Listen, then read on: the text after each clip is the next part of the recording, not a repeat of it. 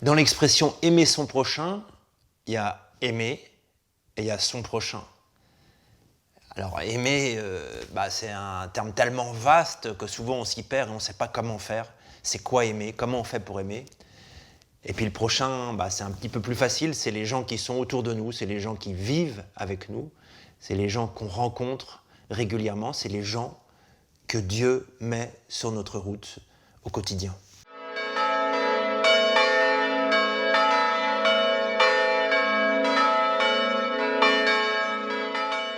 Concrètement, c'est quoi aimer?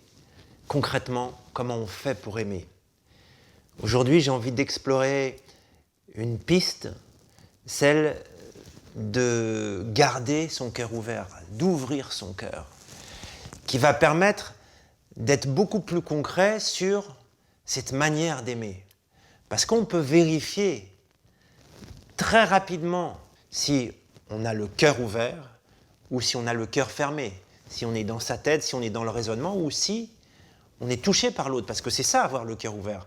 C'est être touché par l'autre, être touché par ce qui lui arrive, se rendre vulnérable à l'autre et donc lui donner la possibilité de nous blesser. Et c'est là où c'est compliqué parce que depuis l'enfance, on a mis en place de façon complètement inconsciente des réactions instinctives et spontanées de fermeture lorsqu'on est blessé pour justement nous protéger et pour ne plus souffrir. Pour sortir de ce mécanisme de protection instinctive, ça prend un petit peu de temps.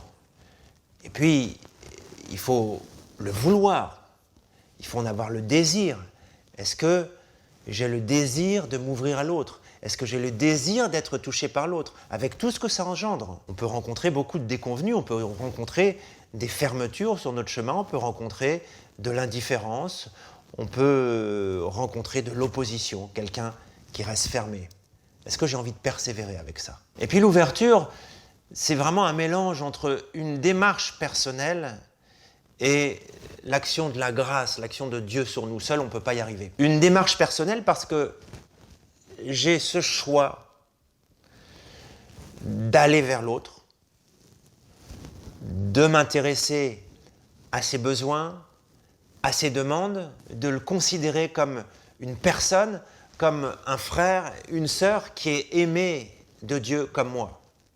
De la même façon. Accepter aussi que la plupart du temps, l'autre va réagir comme moi, c'est-à-dire à partir de ses blessures, à partir de ses peurs, à partir de son sentiment d'insécurité. Et donc cesser de prendre les choses personnellement, de penser qu'on est le centre du monde, que l'autre nous en veut, que l'autre veut nous faire du mal, que l'autre cherche à nous nuire.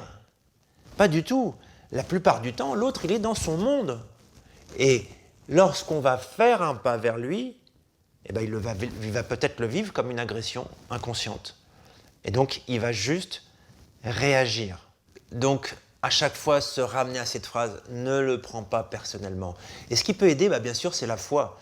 C'est de remettre ça à Dieu, de demander à Dieu, de lui prêter notre humanité pour qu'à travers nous, il puisse aimer, à travers nous, il puisse pardonner, à travers nous, il puisse avoir cette patience, à travers nous, il puisse souffrir et que tout ce que l'on vit soit offert non seulement pour l'autre, mais pour toute l'humanité, passé, présent et futur. C'est-à-dire que, quelque part, à travers ce que je vis, ça peut servir de guérison à mon cœur et au cœur de toute l'humanité, de chacun et chacune.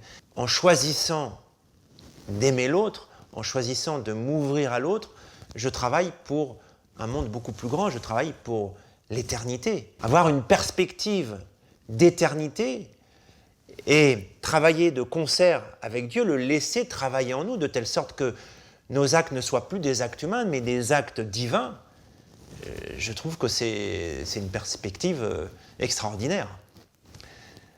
Alors bien sûr, ce chemin est semé d'embûches.